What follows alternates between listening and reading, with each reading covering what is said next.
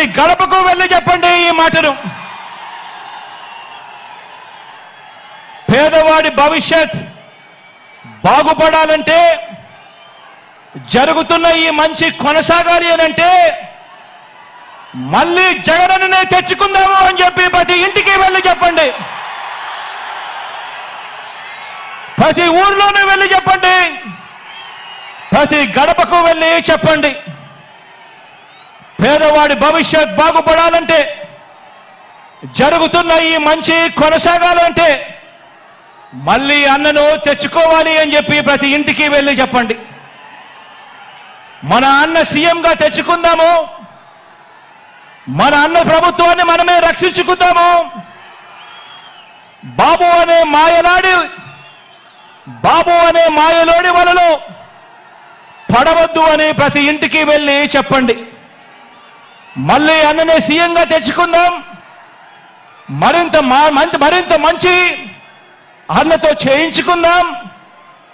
మనందరి చల్లని దీవెనలతోనే ఇది సాధ్యమవుతుంది అని చెప్పి ప్రతి ఒక్కరికి వెళ్ళి చెప్పండి. మీకోసం నిలబడిన మన అన్న మీద అరడజను పార్టీలు బాణాలు ఎక్కుపెట్టాయి. ఆ అవ్వ తాతలకు, ఆ అక్క చెల్లెమ్మలకు, ఆ రైతన్నలకు, ఆ పేదలకు మీ అందరి తరపున జగనన్న నిలబడ్డాడు కాబట్టి ఈ రోజు జగనన్న మీద అరడజను పార్టీలు అరడజను బాణాలు ఎక్కుపెట్టాయి. అయినా అన్న పొత్తులు నమ్ముకోలేదు. అన్న మనల్ని నమ్ముకున్నాడు. ఆ దేవుడిని నమ్ముకున్నాడు. అన్న ఒంటరిగానే సింహంలో మనందరికీ తోడుగా నిలబడ్డాడు అని చెప్పి ప్రతి ఇంటికి వెళ్ళి చెప్పండి. మన అన్న ప్రజల్ని, దేవుడిని తప్ప పొత్తుల్ని, ఎత్తుల్ని నమ్ముకోలేదు. మన అన్న ఎప్పుడూ మోసాలు చేయలేదు, ఎప్పుడూ అబద్ధాలు చెప్పలేదు, ఎప్పుడూ జిత్తులను నమ్ముకోలేదు మన అన్న అని చెప్పి ప్రతి ఇంటికి వెళ్ళి చెప్పండి. మన అన్న నమ్ముకున్నది తాను చేసిన మంచి జరిగిన ప్రజల్ని మాత్రమే మన అన్న నమ్ముకున్నాడు అని ప్రతి ఇంటికి వెళ్ళి చెప్పండి. మళ్ళీ మన అన్నను గెలిపించేందుకు మనమంతా కూడా చెయ్యి కలపాలి. మనమంతా కూడా ఒక్కటి కావాలి. మనమంతా కూడా సిద్ధమని చెప్పాలి అని చెప్పి ప్రతి ఇంటికి వెళ్ళి చెప్పండి. సీఎంగా అన్న వస్తేనే నెల 1వ తేదీన మళ్ళీ చిక్కటి చిరునవ్వులతో మన ఇంటికే 3,000 రూపాయలు పెన్షన్ తీసుకువచ్చి ఇవ్వడం జరుగుతుంది అని చెప్పి ప్రతి ఒక్కరికి కూడా చెప్పండి. సీఎంగా మళ్ళీ అన్న వస్తేనే ఇచ్చిన ప్రతి ఇంటి పట్టాల్లో ఇళ్ల నిర్మాణం పూర్తవుతుంది అని చెప్పి ప్రతి ఇంటికి వెళ్ళి చెప్పండి. సీఎంగా మళ్ళీ అన్న వస్తేనే అమ్మ ఒడి అనే పథకం కొనసాగుతుంది. చిక్కటి చిరునవ్వులతో మళ్ళీ పిల్లలు బడులకు పోగలుగుతారు అని చెప్పండి.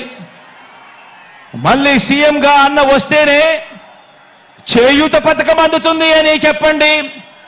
మళ్ళీ సీఎంగా అన్న వస్తేనే రైతు భరోసాగా రైతన్నకు తోడుగా నిలుస్తుంది అని చెప్పి కూడా చెప్పండి. సీఎంగా మళ్ళీ అన్న వస్తేనే పెద్ద చదువులు చదువుతా ఉన్న పిల్లలకు పూర్తి ఫీజు రీఎంబర్స్మెంట్ కింద విద్యా దీవెన, వసతి దీవెన వచ్చే మనసు కేవలం అన్న వస్తేనే జరుగుతుంది అని చెప్పండి. సీఎంగా మళ్ళీ అన్నను గెలిపించుకుంటేనే బటన్ నొక్కితే నేరుగా నా అక్క చెల్లెమ్మల కుటుంబాల ఖాతాల్లోకి ఎలాంటి వివక్ష లేకుండా, ఎలాంటి లంచాలు లేకుండా నేరుగా డబ్బులు పడే పరిస్థితి రావాలి అనంటే మళ్ళీ అన్న ముఖ్యమంత్రి అయితేనే అని చెప్పి ప్రతి ఇంటికి వెళ్ళి చెప్పండి. సీఎంగా మళ్ళీ అన్న వస్తేనే గవర్నమెంట్ బడి బాగుపడుతుందని చెప్పండి. సీఎంగా అన్న వస్తేనే గవర్నమెంట్ హాస్పిటల్ బాగుపడుతుందని చెప్పండి. సీఎంగా మళ్ళీ అన్న వస్తేనే నవరత్నాల్లోని అన్ని పథకాలు కూడా కొనసాగుతాయి అని చెప్పి ప్రతి ఇంటికి వెళ్ళి చెప్పండి. ప్రతి గడప వద్దకు వెళ్ళి చెప్పండి. ఈ పథకాలు అందుకున్న మనందరం కూడా స్టార్ క్యాంపెయినర్లుగా బయటికి రావాలి అని చెప్పండి. ప్రతి ఒక్కరం కూడా ఫ్యాన్ గుర్తు మీద అసెంబ్లీకి ఒక ఓటు, పార్లమెంటు ఒక ఓటుకు వేస్తేనే మళ్ళీ అన్న సీఎం అవుతాడు, అన్ని పథకాలు కూడా మన ఇంటికే వస్తాయి అని చెప్పి ప్రతి ఇంటికి వెళ్ళి ప్రతి అక్కకు చెప్పండి, ప్రతి చెల్లమ్మకు చెప్పండి, ప్రతి అవ్వకు చెప్పండి, ప్రతి తాతకు చెప్పండి, ప్రతి రైతు ఆ చెప్పేటప్పుడు అదే చంద్రబాబుకు ఓటు వేయడము అనంటే మీకందే పథకాలన్నింటినీ కూడా రద్దుకు మీరే ఆమోదం తెలిపినట్టే అవుతుంది. పొరపాటున చంద్రబాబు నాయుడు గారికి ఓటేస్తే అని కూడా చెప్పండి. మళ్ళీ జన్మభూమి కమిటీలు వస్తాయి, మళ్ళీ లంచాలు వివక్షల రాజ్యం మళ్ళీ గ్రామాలలో చెలరేగుతుంది, మళ్ళీ అవ్వలు తాతలు రైతన్నలు క్యూలో నిలబడే పరిస్థితి, గవర్నమెంట్ ఆఫీసుల చుట్టూ తిరిగే పరిస్థితి, ఎండనక వాననక ఎవరైనా చనిపోతే కానీ ప్రభుత్వ పథకాలు మళ్ళీ అందని పరిస్థితి మళ్ళీ వస్తుంది అని చెప్పి ప్రతి ఇంటికి వెళ్ళి చెప్పండి. పొరపాటున చంద్రబాబు నాయుడు గారికి ఓటు వేయటము అంటే మీ ఇంటికి వచ్చి పెన్షన్ అందిస్తా ఉన్న వాలంటీర్ వ్యవస్థ రద్దుకు మీరే ఓటు వేసి బలపరిచినట్టే అని చెప్పి ప్రతి ఇంటికి వెళ్ళి చెప్పండి. బాబుకు ఓటు వేయడము అనంటే గవర్నమెంట్ బడిలో ఇంగ్లీష్ మీడియం రద్దుకు మీరే